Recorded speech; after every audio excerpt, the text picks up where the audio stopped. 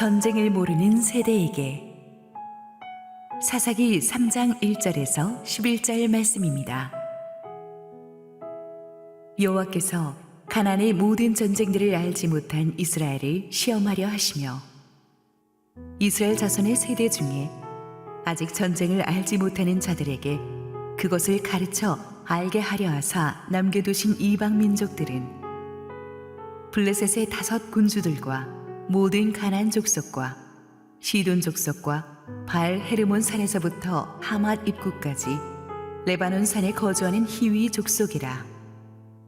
남겨두신 이 이방 민족들로 이스라엘을 시험하사 여호와께서 모세를 통하여 그들의 조상들에게 이르신 명령들을 순종하는지 알고자 하셨더라. 그러므로 이스라엘 자손은 가나안 족속과 헷 족속과 아모리 족속과 브리스 족속과 히위 족속과 여부스 족속 가운데에 거주하면서 그들의 딸들을 맞아 아내로 삼으며 자기 딸들을 그들의 아들들에게 주고 또 그들의 신들을 섬겼더라. 이스라엘 자손이 여호와의 목전에 악을 행하여 자기들의 하나님 여호와를 잊어버리고 바알들과 아세라들을 섬긴지라. 여호와께서 이스라엘에게 진노하사 그들을 메소포다미아 왕 구산 리사다임의 손에 파셨으므로 이스라엘 자손이 구산 리사다임을 8년 동안 섬겼더니 이스라엘 자손이 여호와께 부르짖음에 여호와께서 이스라엘 자손을 위하여 한 구원자를 세워 그들을 구원하게 하시니 그는 곧 갈렙의 아우 그나스의 아들 온니엘이라. 여호와의 영이 그에게 임하셨으므로 그가 이스라엘의 사사가 되어 나가서 싸울 때에 여호와께서 메소포다미아 왕 구산 리사다임을 그의 손에 넘겨주심에 온니엘의 손이 구산 리사다임을 이기니라. 그 땅이 평온한 지 40년에 그나스의 아들 온니엘이 죽었더라.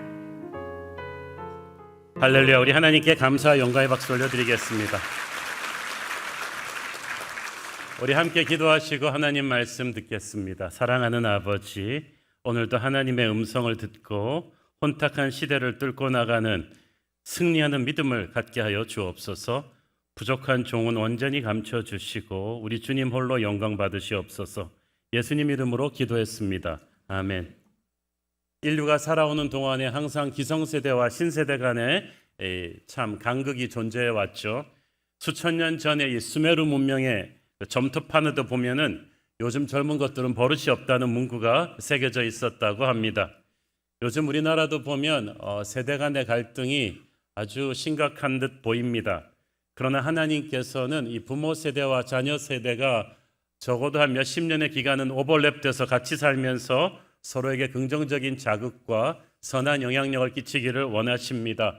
성경은 세대 갈등이 아닌 세대 조화를 보여주죠. 사도행전에 보면은 성령이 임하는 마지막 시대에 자녀들은 예언할 것이고 청년들은 환상을 보고 아비들은 꿈을 꿀 것이라고 했습니다.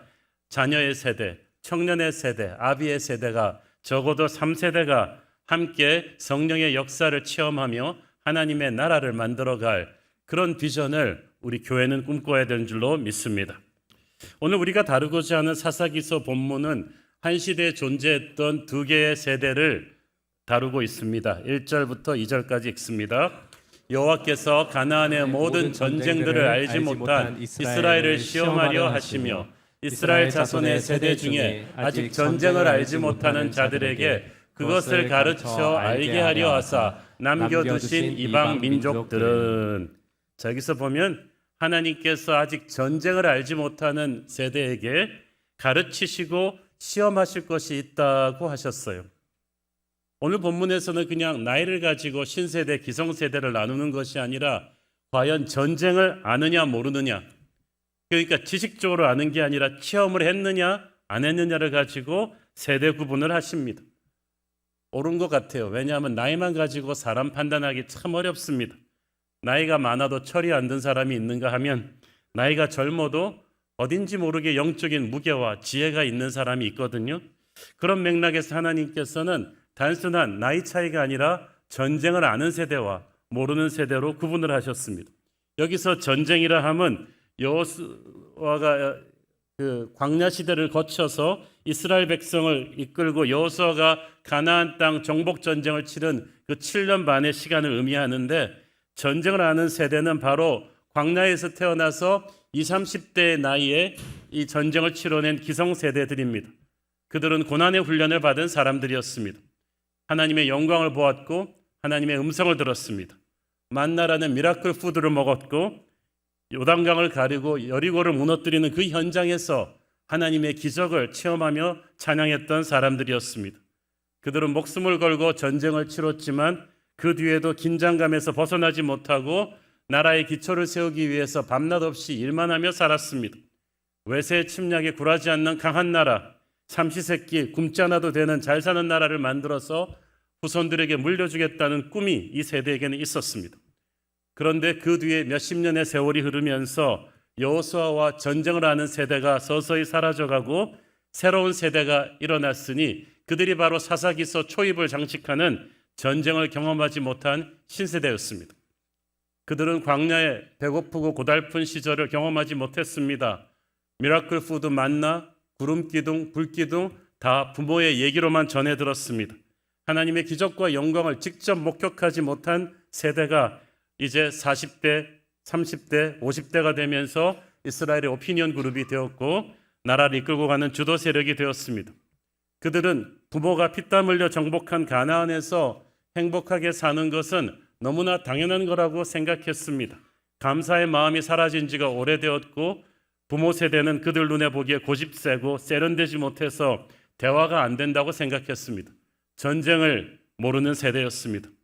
이들은 툭하면 앉아서 우리가 광야에 살 때는 말이야 하는 기성세대가 아주 고리타분하고 부패했다고 생각했습니다.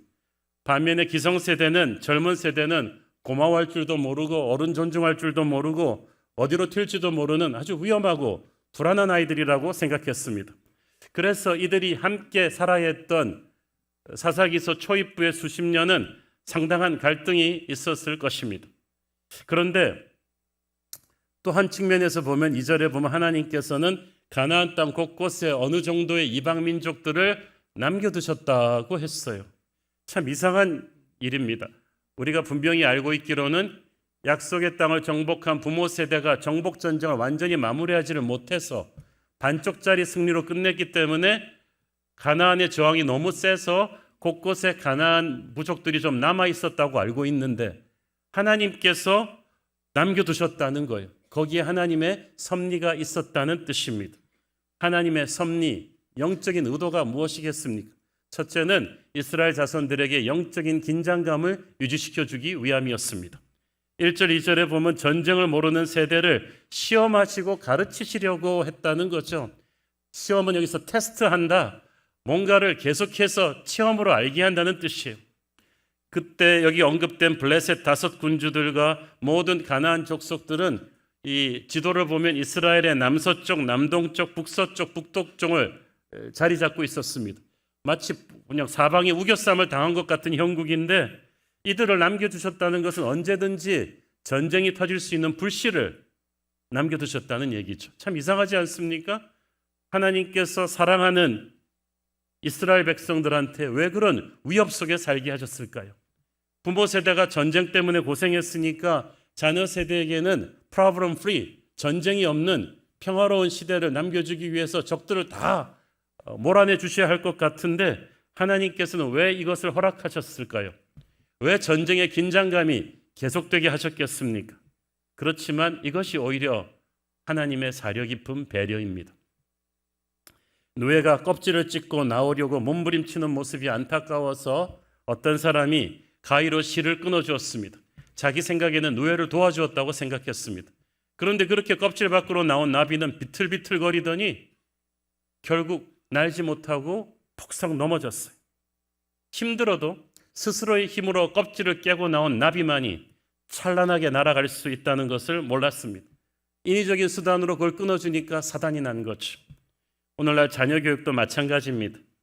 어느 정도의 고난은 스스로 부딪혀가며 극복해져야 강해지는 법인데 그게 진짜 어른이 되는 하나님의 방법인데 우리 부모들이 돈이라는 가위로 그 실을 다 끊어줘 버렸어요. 우리 자식들에게는 내가 겪은 고생 물려주지 않겠다. 우리 애들은 돈 걱정하지 않고 살겠다고 하면서 우리 아이들을 과잉보호했습니다. 학교 성적에는 그렇게 신경 쓰면서 인성은 가르치지 않고 돈만 물려주다 보니까 오늘날 어떻게 되었습니까? 스스로 고난을 이겨낼 능력이 없어서 툭하면 중간에서 포기하는 아이들이 너무 많습니다. 고마움을 모르는 이기주의자들이 너무 많은 것은 우리 부모 세대의 책임이 큽니다. 신앙생활도 그렇습니다. 우리에게는 영적인 긴장감이 필요합니다. 항상 마귀들의 공격에 노출되어 있다는, 한시라도 방심하면 그냥 무너질 수 있다는 그런 위기의식을 가지고 말씀과 기도로 무장하며 살아야 됩니다. 이만하면 됐다고 안주하는 순간 여지없이 무너집니다. 100년의 기도로 쌓은 교회도 1년 기도하지 않으면 순식간에 무너질 수 있어요. 우리나라는 1953년 이후 아직까지 휴전 상태입니다. 전쟁이 아직 끝나지 않았어요. 영적인 전쟁도 마찬가지입니다. 우리는 말씀의 검을 날카롭게 갈아놓고 믿음의 방패를 들고 부흥하고 있는 교회 정점에서도 늘 긴장해야만 합니다. 영적인 전쟁을 인식하고 살 때가 우리도 교회도 가장 영적으로 건강할 때인 줄 믿습니다. 그래서 하나님께서 이스라엘 주변에 이런 이방 민족들을 계속 남겨두신 거예요. 고대 근동에서 나라들 간의 전쟁은 그 나라를 섬기는 신들의 전쟁이었어요. 그래서 가나안 정복 전쟁은 그냥 일반적인 전쟁이 아니라 여호와 하나님의 자존심이 걸린 거룩한 전쟁이었다는 거예요.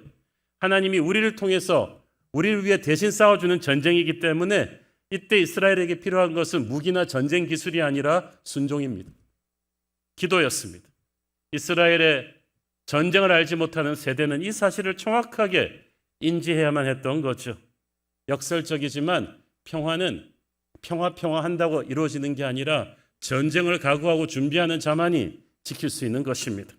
오늘날 우리 크리스천들도 총칼을 휘두르는 전쟁이 아니라 세상을 뒤에서 지배하는 보이지 않는 마귀들과의 전쟁터에 그대로 노출되어 있다는 것을 우리가 인지하고 영적으로 긴장하고 살아야 된다는 뜻입니다. 하나님께서는 이스라엘에게 순종의 테스트를 하셨습니다. 4절 읽습니다. 남겨두신 이 이방 민족들로 이스라엘을 시험하사 여호와께서 모세를 통하여 그들의 조상들에게 이르신 명령들을 순종하는지 알고자 하셨더라. 이 순종의 테스트는 교회에서 보는 게 아니라 반드시 영적인 전쟁터, 우리의 가정과 직장에서 이루어집니다. 주일날 아멘 아멘 하고 아무리 은혜 받았다고 해도 이게 끝이 난 게 아닙니다. 진짜 순종의 테스트는 월요일날 여러분이 출근해가지고 믿지 않는 사람들과 부대끼면서부터 시작되죠. 그래서 하나님께서 교회를 저 산구석에 두지 않고 도시 한가운데 두셔서 우리를 끊임없이 세상 속으로 들어가게 밀어 넣으시는 거죠. 믿음이라는 헬라어에는 반드시 흔들어서 검증해 본다는 뜻이 담겨 있어요. 이게 지식적인 것이 아니라 삶에서 부딪히는 영적인 전투력이거든요. 우리의 가치관과 세상의 가치관이 계속 충돌할 때 우리의 믿음이 검증됩니다. 우리가 그들에게 영향을 주는가 아니면 거꾸로 영향을 받고 휘청거리는가. 사실 그래서 우리의 믿음이 단단해지고 성숙하게 되는 때는 이 불신자 이웃들하고 계속 부대끼는 그 속에서요. 우리나라가 기독교 신자 비율이 가톨릭 합쳐서 한 30% 된다고 들었는데 나머지는 다른 종교인이나 무신론이죠. 우리나라 주변으로는 전 세계에서 가장 무섭게 기독교를 탄압하는 북한이 있고 우상 숭배 때문에 기독교 인구가 1%도 안 되는 일본이 있고 아직까지 사회주의 체제로서 교회를 계속해서 압박하는 중국이 있습니다. 이런 나라들에 둘러싸여 있으면서 한국 교회는 믿음의 강한 시험을 받고 있는데 이게 나쁜 건 아니에요. 이들이 있기 때문에 우리가 긴장하고 자만하지 않고 항상 깨어 기도할 수 있는 것입니다. 자, 그런데 다시 본문으로 돌아와서 가나안 족속과 함께 거하게 된 이스라엘이 너무 빨리 그들의 삶에 동화되어 버렸습니다. 처음에는 어쩔 수 없는 불안한 동거였는데 세월이 지나면서 이게 뭐 그리 나쁘지 않다는 생각이 들더니 그 다음에는 오히려 그들이 매력적으로 다가오게 되었어요.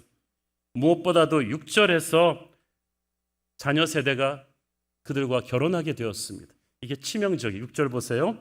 그들의 딸들을 맞아 아내로 삼으며 자기 딸들을 그들의 아들들에게 주고 또 그들의 신들을 섬겼더라. 자, 그냥 결혼이라고 하지 않고 그들의 딸들을 아내로 삼았다는 말이 먼저 나온다는 게 이게 참 무서운 말이에요.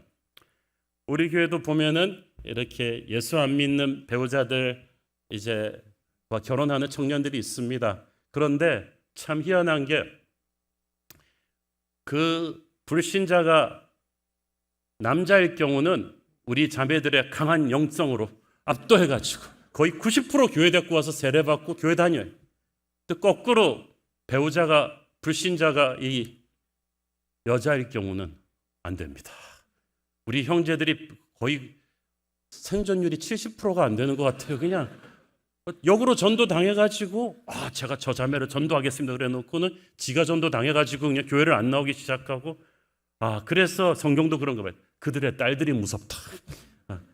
이렇게 결혼을 하기 시작하면서 이스라엘의 영성은 순식간에 무너지기 시작했어요. 7절 이스라엘 자손이 여호와의 목전에 악을 행하여 자기들의 하나님 여호와를 잊어버리고 바알들과 아세라를 섬긴지라.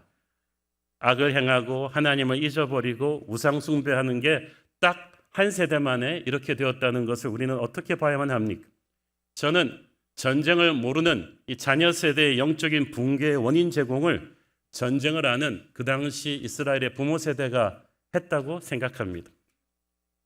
부모 세대가 고생했죠. 모든 것이 어렵고 힘들던 광야 시절에 정신 차리고 그래도 하나님을 섬겼던 부모 세대였죠. 그런데 그런 분들이 약속의 땅에 들어와서 정복 전쟁이 끝나고 나서 지파별로 땅을 분배받고 나서 좀 삶이 안정되면서 변질되기 시작했습니다. 손에서 창칼을 놓고 농사를 지으면서 가나안의 풍요로운 물질 문명을 맛보게 되니까 점점 욕심이 생겼어요. 단순하고 순수하던 사람들이 이제 살만해지니까 점점 하나님으로부터 마음이 떠나는 가나안의 도시인들 같이 되었어요. 하나님을 믿으면서도 그래서 뒤로는 가나안에 세련된 사치 문화와 음란 문화를 즐기기 시작했습니다. 문제는 부모 세대 이런 변질되어 가는 이중적인 모습을 자녀 세대가 보고 전쟁을 모르는 세대가 보고 영적인 혼란이 일어났다는 거죠. 시험이 들었어요.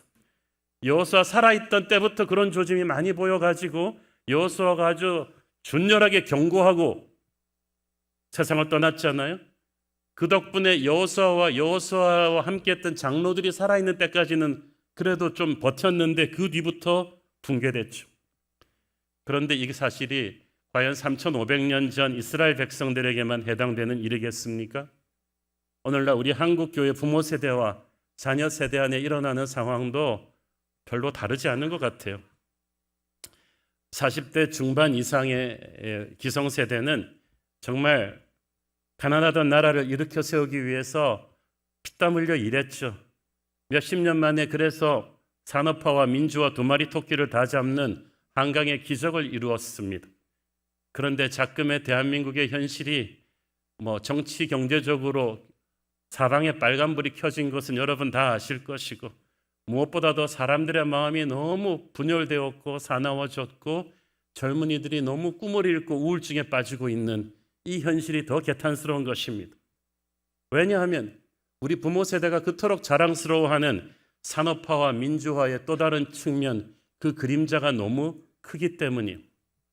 산업화, 잘 살아보세 하면서 일하는 그 산업화가 그 정신이 변질되면 어떻게 됩니까? 나만 잘 살면 된다는 지나친 승자 독식의 경쟁사회를 만들어 버렸어요. 그 패러다임을 다음 세대에게도 물려줬습니다. 우리 애들을 유치원부터 의대 준비반을 만들고 중고등학생이 되면 밤 12시까지 아이들을 학원으로 몰아붙이는 나라가 지금 전 세계에 어디 있습니까? 1등 하라는 말만 듣고 살아온 우리 애들은 주변 사람 모두를 경쟁자로 보기에 길들여져서 친구가 없어요. 좋은 대학 간 아이들이 자신을 그렇게 몰아붙인 부모를 증오하고 있습니다. 청소년 우울증과 자해와 만성 스트레스, 자살률이 세계 1, 2위를 다투는 이런 나라를 우리는 만들어 놓고 계속 한강의 기적만 얘기할 수 있습니까? 약자를 배려할 줄 모르고 그저 공부만 잘하면 다 될 줄 아는 이기주의적 아이들을 만든 것은 우리 부모들의 욕심 때문이었습니다.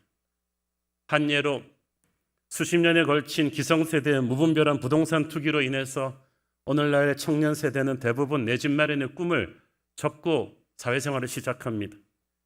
기성세대가 그렇게 사다리 걷어차기를 해가지고 꿈을 이룰 수 없게 해놓고 청년들한테 넌 왜 꿈이 없냐고 하면 화를 내지 않겠습니까? 산업화 정신이 변질되면 이런 욕심 때문에 모두가 망하게 됩니다. 우리는 이걸 현실을 직시해야 합니다. 산업화 주역들의 이 성장 제일주의를 비판하고 나서 민주화 세력, 이들이 변질되면 어떻게 됩니까?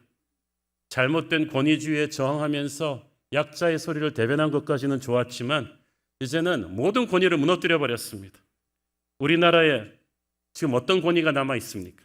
부모의 권위가 있습니까? 선생님의 권위가 있습니까? 어떤 어른도 존경하지 않는 이 나라에서는 이제 모두가 각자 알아서 하는 정글 같은 시대가 되었습니다. 아이들에게 존경할 만한 어른을 다 뺏어버리고 나서 우리는 어떻게 살아야 합니까?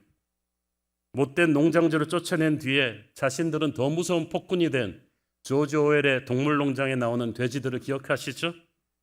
기득권층의 부조리를 공격하던 약자들이 이제 자기들이 권력을 잡으니까 더 무서운 폭군이 됩니다. 반대를 위한 반대만 하면서 젊은 날을 보내다 보니까 정작 자기들이 권력을 잡고 나서 나라를 운영할 공부를 전혀 해놓지를 않았습니다. 이런 사람들이 나라를 다스릴 때 나라가 얼마나 엉망이 되었는지 우리는 피부로 체험했습니다. 무엇이 진리인가 하는 것보다 내 편이냐 아니냐의 진영 논리만 중요합니다. 이렇게 문제를 공격하지 않고 사람만 공격하다 보니까 문제는 해결 안 되고 사람만 다쳤습니다.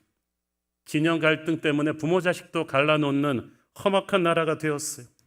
폭력적인 시위 문화가 일상이 되게 만든 이 현실의 책임을 우리는 다음 세대 앞에 어떻게 질 것입니까?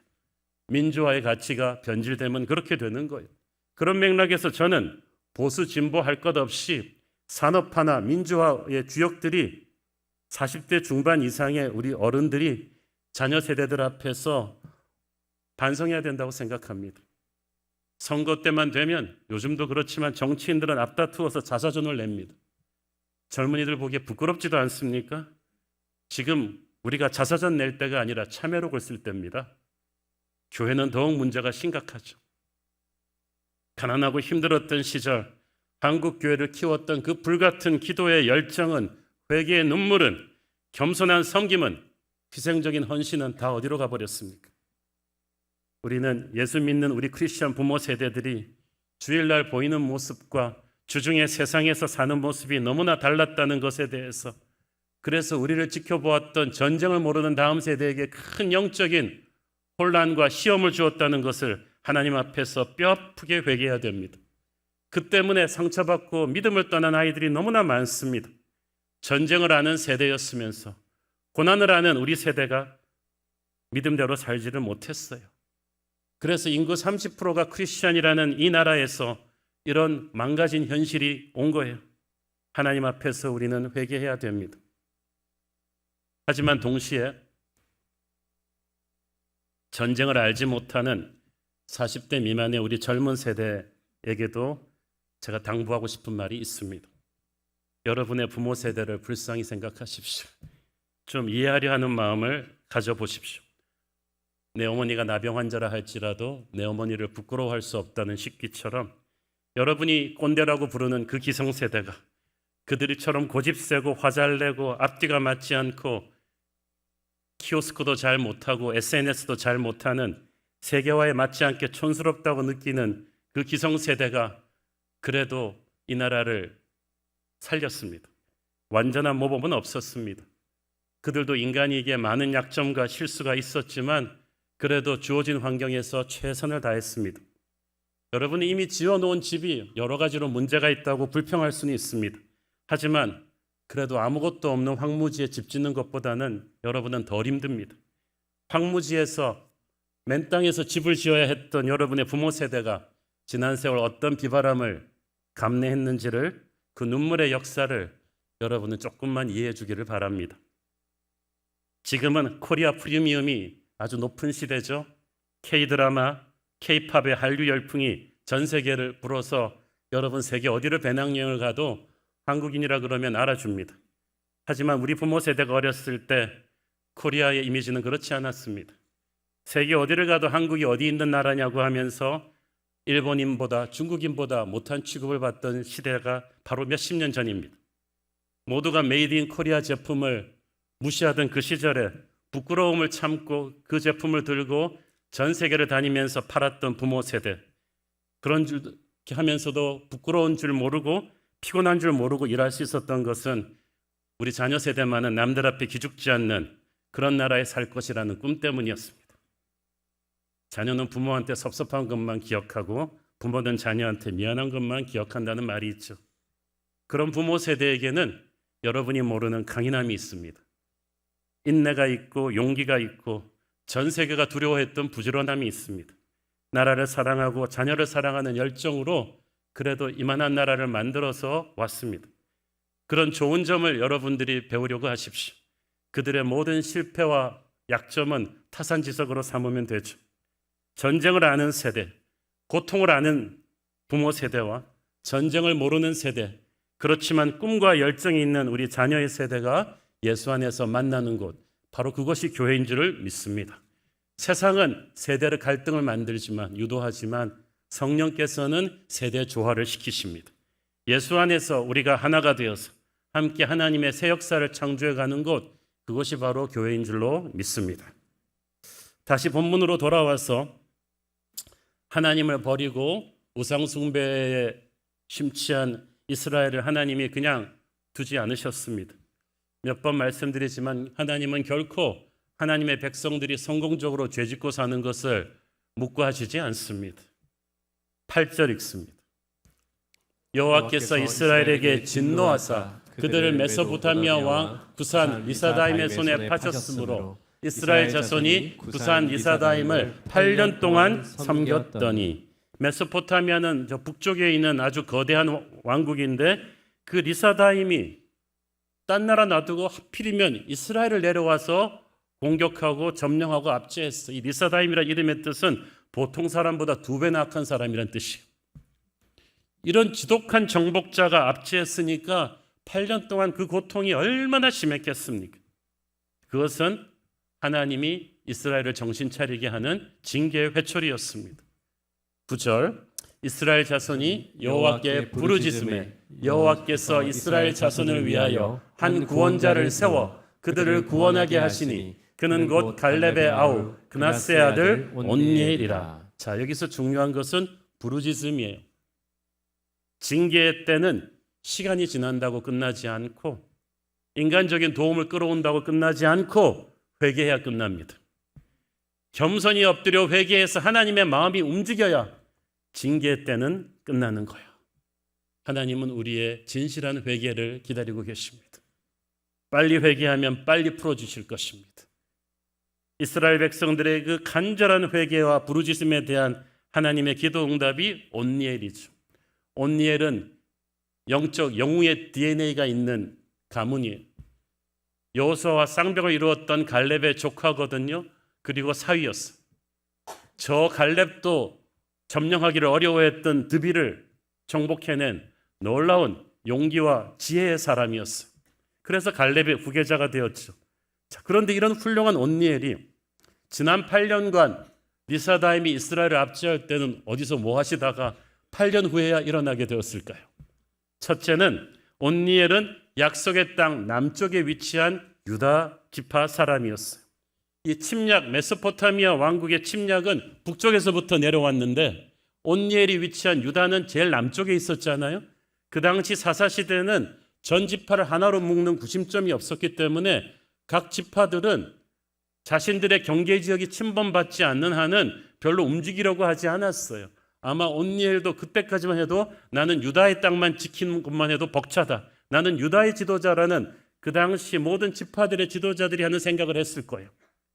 그렇지만 8년이 지나니까 이제 그 압제 총칼이 남쪽까지 내려와서 드디어 유다도 나서지 않을 수가 없게 된 거죠. 둘째는 하나님께서 8년이란 기간 동안 이스라엘이 낮아지고 완전히 깨어져서 회개하기를 기다리셨어요. 그래서 이스라엘은 반드시 기도 응답으로 구원받아야만 했어요. 종종 하나님은 우리한테 뭐가 필요한지 다 아시면서 왜 기도하라고 하시나는 분이 계십니다. 물론 우리의 필요를 하나님은 다 아시죠. 그렇다고 해서 기도도 안 했는데 해주면 자기가 한 줄 알 거 아니에요. 우연인 줄 알 거 아니에요. 그래서 이건 분명히 하나님이 하신 것임을 알게 하기 위해서 하나님은 그들의 간절한 기도를 기다리셨어요. 그래서 기도를 충분히 쌓아야 돌파구가 열립니다. 그래서 온니엘이 이제 일어납니다. 10절 읽습니다. 여호와의 영이 그에게 임하셨으므로 그가 이스라엘의 사사가 되어 나가서 싸울 때에 여호와께서 메소포타미아 왕 구산 리사다임을 그의 손에 넘겨 주심에 온니엘의 손이 구산 리사다임을 이기니라. 자, 여기서 주목할 거 여호와의 영이 그에게 임했다. 온니엘은 젊은 날 용맹했던 사람이지만 이제 세월이 흘렀기 때문에 백발이 성성한 노인이었어요. 이제 편하게 은퇴하면서 살 생각해도 돼요. 나는 나라와 민족을 위해서 할 만큼 했다. 그래도 충분히 박수 받을 만한 분인데 하나님이 그에게 직접 나서라고 하셨어. 그리고 아무도 주목하지 않았던 이제는 한물간 노인 온니엘에게 성령이 임하니까 그때부터 역사가 일어납니다. 여러분, 자기의 나이 탓하지 마시고 힘없는 것 탓하지 마시고 여호와의 성령이 임하는 것을 기대하십시오. 그때부터 달라져요. 그리고 어떻게 달라집니까? 그가 이스라엘의 사사가 되었다 그랬어요. 이제는 유다 자기 지파만 아니라 내 집, 내 식구만 아니라 전 이스라엘을 어우르는 큰 지도자가 된 거죠. 우리도 우리 교회만 생각하면 안 되고요. 한국교회 전체를 지도하는 큰 심장을 가져야 돼요. 8년간 아무도 어쩌지 못했던 포악한 정복자를 성령이 임해서 온니엘이 또 어떻게 합니까? 나가서 싸웠다고 했어. 그는 젊은 세대한테 야, 나는 너무 늙었으니 너희들 좀 나가라. 손가락으로 지시하지 않았어. 자기가 나가서 적을 무찔렀던 거예요. 여러분, 우리는 어른이기 때문에 우리가 나가야 돼요. 우리가 나서서 이 일을 해결해야 됩니다. 그 결과 그 포악한 정복자 구산 리사다임의 대군이 성령 받은 노인 온니엘의 담대한 헌신으로 단 한순간에 무너집니다. 그리고 이스라엘에 평화가 옵니다. 40년 동안 그 어떤 외세 침략도 얼씬도 못할 정도의 위대한 승리를 온니엘이 이뤄낸 거죠. 온니엘 같은 지도자의 시대에 사는 것을 여러분 기도해야 됩니다. 모두가 평화를 누리는 거죠. 자녀들은 예언할 것이고 청년들은 환상을 보고 아비들은 꿈을 꾸리라. 여기서 온니엘은 아비들의 끝세대였죠. 전쟁을 하는 마지막 세대, 갈렙과 여호수아를 기억하는 마지막 세대. 이제는 젊은 날 그냥 워낙 고생을 많이 했으니까 이제는 다리 뻗고 은퇴해도 되는 그 노인이 이 위기의 순간에 하나님의 부르심에 자신을 드렸습니다. 그 결과 40년의 평안이 이스라엘에게 오죠. 저는 오늘날의 현실에서 전쟁을 아는 우리 하나님을 믿는 기성세대가 온니엘을 본받아야 한다고 생각합니다. 우린 할 만큼 했다고 뒷전에 나앉아도 될 만큼 지금 한국교회 현실이 이 나라의 상황이 편안하지가 않아요. 어른들이 먼저 나서서 온니엘의 모범을 따라야 합니다. 우리가 회개하고 하나님 앞에 엎드려서 마지막 한 번 더 헌신해서 우리가 다음 세대에게 이렇게 망가진 교회와 나라를 그대로 물려줄 수는 없어요. 결자 해지라고 우리가 나라를 잘되게 한 만큼 망친 책임도 있기 때문에 우리가 이 저지른 일에 대한 영적인 책임을 져야 합니다. 호랑이는 죽기 전에 마지막으로 산천 초목이 떠나가도록 한 번 크게 포효한다고 했죠. 한국 교회가 호랑이처럼 늘름하던 부흥의 시대를 아직도 기억하는 우리 부모 세대에게 마지막 한 번의 포효가 더 필요합니다. 제가 이 말씀 준비하면서 한 1, 2년 전에 제 나이 또래 이제 상당한 규모의 교회를 이룬 담임 목사님들과 대화를 해본 적이 있는데 자꾸 흐름이 그렇게 가는 거죠. 이제 우리는 할 만큼 했다. 이제 우리는 그래도 부흥의 시대를 살아봤는데 지금 젊은 목사들 너무 안 됐다. 그렇지만 우리 이제 이 나이에 우리가 더 열심히 일하면 건강 상한다. 앞으로 은퇴하면 뭐 할 거냐. 자꾸 이런 얘기들을 하고 있는 거예요. 저는 그런데 그때 마음이 편치 않았는데 오늘 본문을 보면서 깨달았어요. 천만의 말씀. 우리 할 만큼 하지 않았다. 전쟁을 아는, 부흥을 아는 우리 부모 세대가 할 일이 남았구나. 우리가 온니엘이 돼야겠구나. 우리가 다시 한번 일어나서 이 위기의 때 우리의 자녀들을 위해서 한 번 더 영적인 싸움을 해줄 수가 있겠구나. 우리가 앞장서서 회개하고 여호와께 돌아간다면, 성령의 불을 다시 달라고 기도한다면 다음 세대는 경험하지 못했던 위대한 부흥의 역사를 다시 체험하게 될 것이고, 그것을 보고 나서야 우리는 편히 눈을 감을 수 있겠구나. 저는 그 사명을 우리 새로운 교회의 부모님의 세대가, 전쟁을 아는 세대가 해줘야 된다고 믿습니다. 그래서 전쟁을 알지 못하는 우리 다음 세대 젊은이들의 손에 부흥하는 한국교회의 추억을 다시 한번 돌려주고, 그래야 교회가 살고 이 나라가 살 줄로 믿습니다. 우리 주님이 붙들어 주실 때 부모 세대와 자녀 세대가 함께 이 시대를 변화시키는 그리스도의 강한 용사가 될 줄로 믿습니다. 기도하겠습니다. 주님, 은혜를 감사합니다. 전쟁을 하는 우리 부모 세대와 전쟁을 모르는 우리 자녀의 세대가 성령 안에서 만나게 하옵소서. 그래서 일어나서 이 위기의 시간에 다시 한번 전설 같은 부흥의 역사를 다시 쓰면서 하나님의 영광을 이룩하게 하옵소서. 예수님 이름으로 기도했습니다. 아멘.